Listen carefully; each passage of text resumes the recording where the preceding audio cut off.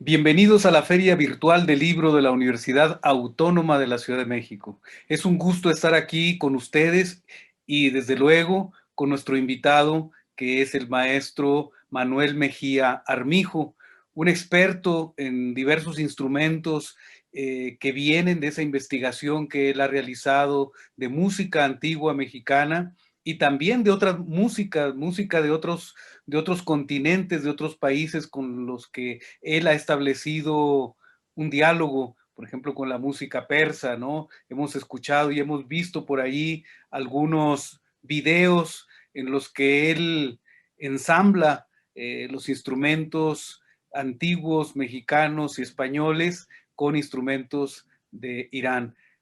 Maestro Manuel Mejía, muchas gracias por aceptar esta invitación. Bienvenido. Es un honor tenerlo aquí con nosotros.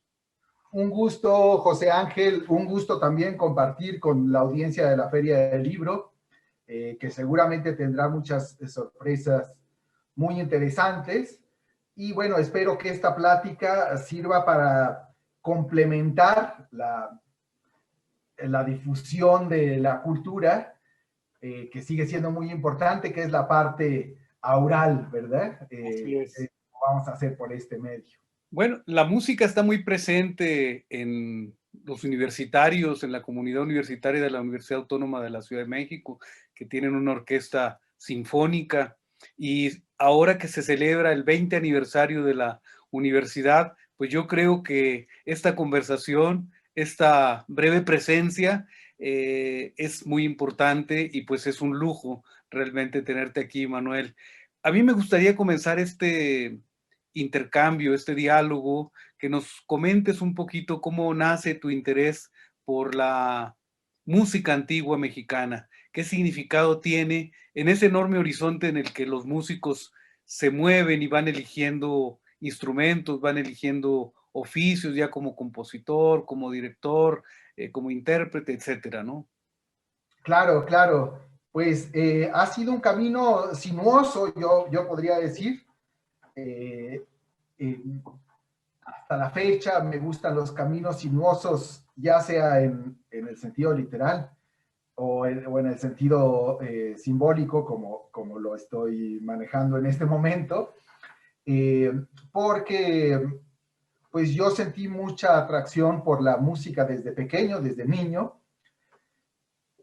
También por otras disciplinas, por las otras artes, por la biología, me sentí mucho interés también. Y por la literatura, en especial de las artes, también mucho interés por la literatura desde pequeño. Pero la música fue algo que me permitió un intercambio lúdico más que cualquiera de las otras artes. Desde los juegos con mi hermano, los que recuerdo más gustosos, los recuerdo alrededor de la música. Entonces empecé a estudiar la música desde niño. Empecé a estudiar el piano y mi gusto por los teclados se desarrolló. Y lo primero que hice, digamos, en la música fue ser tecladista de un grupo. Sí. Eso fue, Un y grupo de me gustaba, rock. un grupo de rock, sí, pero digamos que más en la tendencia del rock progresivo, pero mexicano, porque ahora lo veo a lo largo del tiempo y digo, pues sí tiene características que no tiene ningún otro grupo de otras partes del mundo, que pues también es un género que por ser tan directo, expresa muchas cosas de su contexto, tanto del contexto de la edad de las personas, como, o sea, de cómo se ve la vida a cierta edad, pero también del contexto cultural, de lo que está alrededor de esas personas. Y simultáneamente estudié la guitarra clásica, mientras digamos que ya podía tocar los teclados con facilidad. La guitarra clásica fue un estudio más difícil, digamos. Tardé mucho, digamos, en empezar a tocar ese instrumento en público. Y las primeras veces que lo hice fue frente a mis maestros en el estudio de arte guitarrístico. Y pues llegó el momento en el que ya era el momento de, pues, de desarrollarme como guitarrista, porque pues eso es lo que había elegido como profesión. Y, y me gustó mucho, me gustó, todavía recuerdo como la pasión que me despertó todo el repertorio de guitarra clásica, tocarlo, empecé a componer también para ese instrumento con mucha pasión, con mucho gusto, pero también se me hizo muy difícil el ámbito laboral. Yo me integré a dar clases, porque di clases varios años en la Academia Yamaha, pero lo que me parecía el ámbito principal como ámbito laboral me parecía muy difícil, que había poca demanda y que habíamos muchos guitarristas y muchos muy buenos, muchos mejores que yo. Entonces, cuando se me abrió la posibilidad de la música antigua, sobre todo con la guía de mi tía Carmen Armijo, que ella ya estaba en la música antigua desde muchos años antes, y que además, por también como le llevó su carrera profesional a la filología y a la literatura, pues tenía un bagaje cultural mucho más amplio, más allá de la música, digamos, me pareció muy atractivo. Digamos que esa puerta que me abrió me pareció un paisaje fresco, colorido, novedoso, eh, que casi te invitaba a explorarlo, en cambio del panorama cerrado y en blanco y negro, que era lo que yo veía como con la formación ortodoxa de guitarrista clásico. Entonces me fui por la ventana colorida y de aire fresco. Y esa fue mi entrada a la música antigua. Y la verdad es que ha sido una experiencia maravillosa porque ha sido la posibilidad de explorar otras de mis inquietudes que tengo desde niño, como la literatura.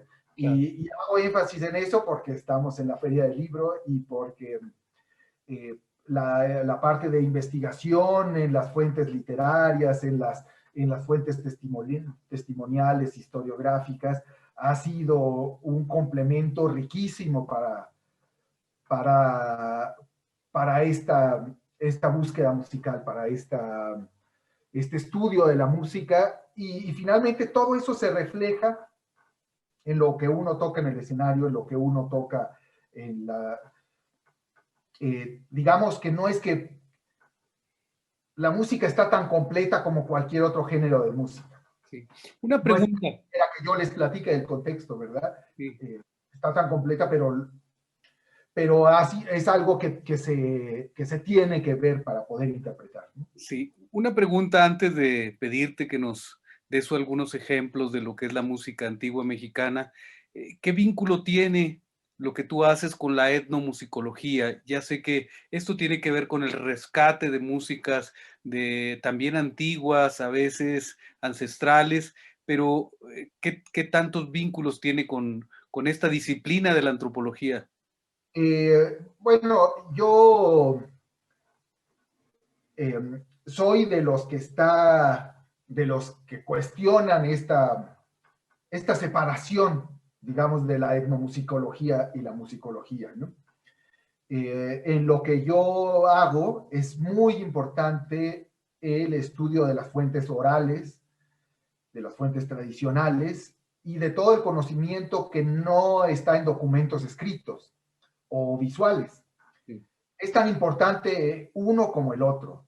En lo que yo hago no podemos hacer una diferencia entre uno y lo otro. La única diferencia es, digamos, el soporte, el medio en el que se nos transmite este conocimiento, pero el conocimiento tiene exactamente el mismo valor. Y, y sí, yo creo que el estudio de la música, sobre todo de la música, hacia referencia a la antigua música mexicana, pero de la música antigua en cualquier contexto histórico que se quiera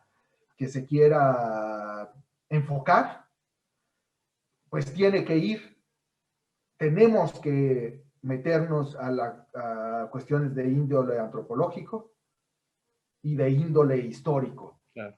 y muchas otras disciplinas, digamos, pues la literatura es muy importante, la literatura Como fuente. como fuente, sí, sí, las artes plásticas son muy importantes también como fuente, la iconografía en general. Eh, claro, nosotros no hacemos un juicio en cuanto a la calidad que puede tener en su disciplina. A nosotros nos interesa por el conocimiento que arroja y cómo ayuda a la interpretación. Sí. Quisiera preguntar, dentro de la tradición ya mexicana, digamos, o novohispana, porque tenemos que hablar también en ese sentido de la cultura novohispana o virreinal, ¿en qué momento se da ya realmente el mestizaje musical, donde ya podemos decir que hay una música que se diferencia de algún modo de la música peninsular? ¿En qué momento ya podemos hablar de esta presencia más auténtica y más propia, ¿no? Es un tema fascinante, pero como muchos de estos temas fascinantes, es imposible fijar un momento y un lugar, o una persona, no existe ello, y a la vez existe, y a la vez sí, los momentos, los lugares, las personas, digamos en un sentido microhistórico, todo ello abonado a ese proceso, ¿verdad? Pero no hay ningún, en la historia de la música, para explicar estos procesos, nos tenemos que desligar de los grandes hitos historiográficos, digamos, claro que la historia de la música va influida por los grandes hitos historiográficos, pero no es una calca en la parte de la música de lo que sucedió sobre todo lo que se estudia mucho, como de la historia económica, de la historia política, por supuesto que influye, que es determinante, ¿no? Pero no es una calca. O sea, si queremos realmente contestar una pregunta como la que tú me estás haciendo, no nos la vamos a explicar con la historia, digamos, con la parte de la historia que conocemos, que nos enseñan en la escuela. No lo vamos a poder explicar. Y es más, nos arriesgamos, y eso también hay que saberlo, a empezar a consumir mitos que en lugar de ayudarnos a explicar mejor los procesos, nos vamos poniendo trabas, nos vamos poniendo vendas, les vamos poniendo parches a la historia para no ver las cosas.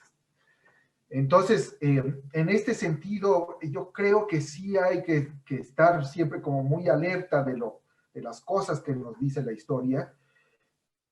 Y lo que yo te puedo decir de mi experiencia es que donde lo más inspirador para mi trabajo a veces son los pasajes que más desprecia o margina la historiografía, ¿no? La historia como la solemos estudiar.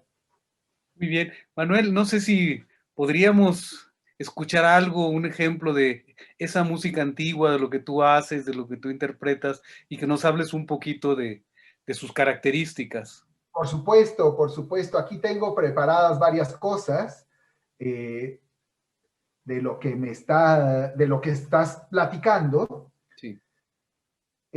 Ahorita quisiera que escucháramos una música del siglo XVI, una música renacentista. Es un periodo muy poco difundido, muy poco conocido. En general, sí habemos un grupo de seguidores de esta época, de cultivadores, pero creo que nos falta trabajar mucho para compartir este gusto. Y bueno, pues yo aprovecho este momento para hacerlo. Esta es una pieza que es de un compositor y laudista, de un músico de laúd del siglo XVI, que se llamó Francesco da Milano. estos músicos de laúd de esta época lograron un desarrollo en el instrumento, me estoy refiriendo al siglo XVI. Conforme avanzó el siglo XVI, los músicos de laúd lograron una maestría que no se había visto antes. Hay que recordar que el laúd es un instrumento que en la cultura árabe y en general en las grandes culturas de Medio Oriente, porque hasta hablaste también de la cultura persa, de estas grandes culturas antiguas del Medio Oriente, ya habían desarrollado este instrumento a un nivel portentoso, desde varios siglos antes. Y las culturas europeas empiezan a gustar de este instrumento, pero realmente cuando logran naturalizarlo y desarrollarlo de una manera distinta a esta primera herencia de Medio Oriente, me parece que fue en el siglo XVI.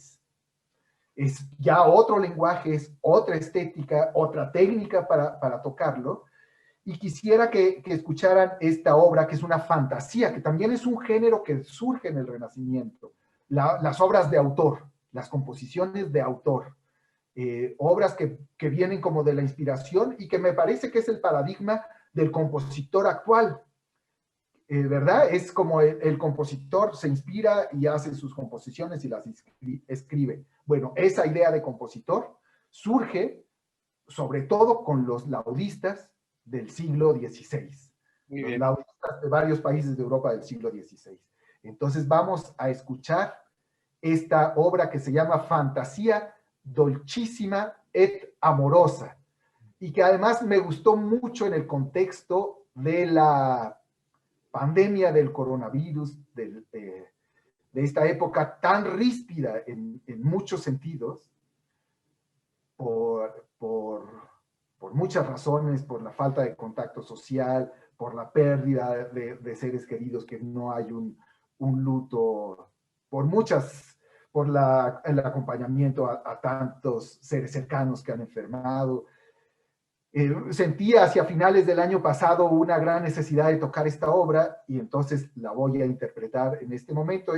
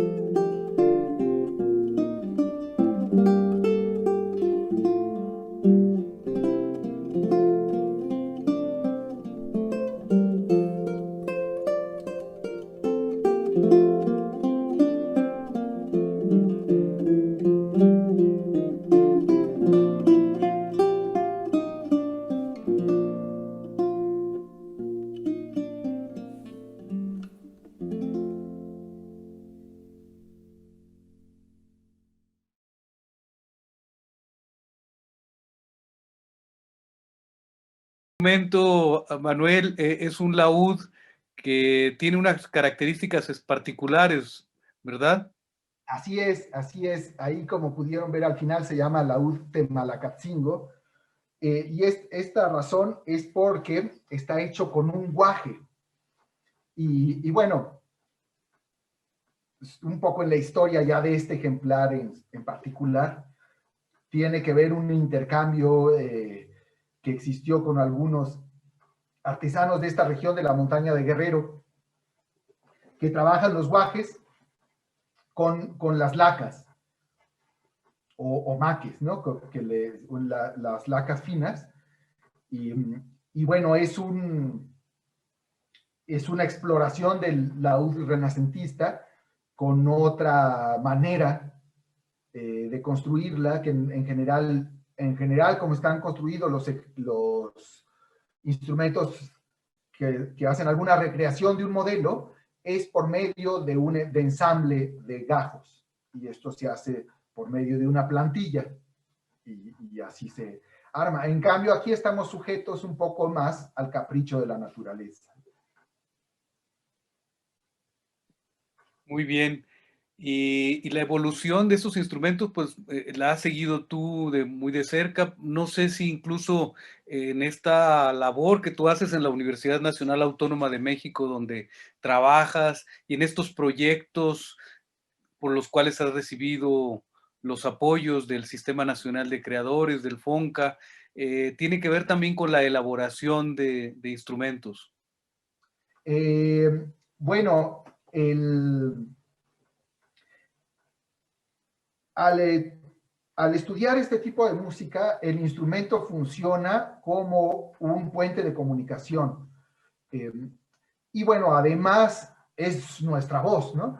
Es decir, el instrumento es un contacto con el pasado, pero a la vez es nuestro presente, porque el instrumento es mi voz.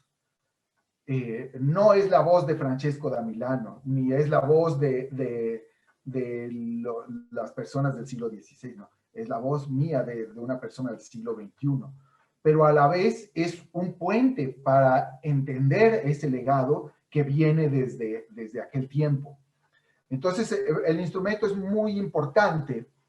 Y, y bueno, en general, lo que ha sucedido con los instrumentos, eh, en algunas ocasiones, nunca he formado parte del Sistema Nacional de Investigadores, pero sí he sido coordinador de algunos proyectos de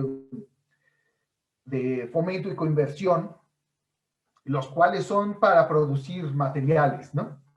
En general han sido enfocados no a materiales de instrumentos, porque el instrumento pues es algo personal, han sido más bien enfocados hacia algo que pueda beneficiar a más gente, a conciertos, a material fonográfico, a material de libros, porque tenemos algunos libros que hemos publicado, libros de partituras, que son pocos los que se producen en México, y son pocos, y tienen poca difusión, sobre todo los de música mexicana, y enfocados a que sean lo más accesible posible, que no sean para especialistas, sino para los estudiantes, los aficionados, todo el que quiera entrarle a estas músicas, ¿verdad?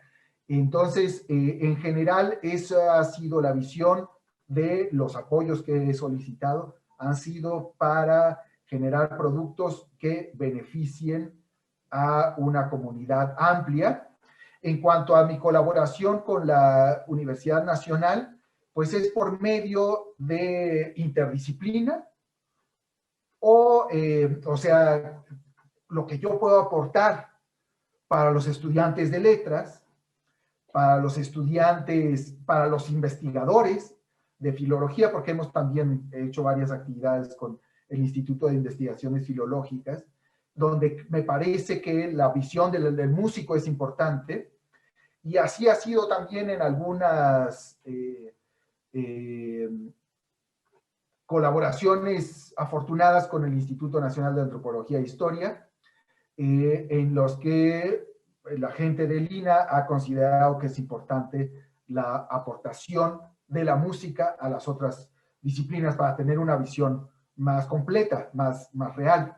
No siempre son así, también hay que decirlo en ambas instituciones. No siempre hay, puedo decir que es poca la gente que realmente pondera este trabajo de interdisciplina. Muchos, pues, piensan que hay que estar nada más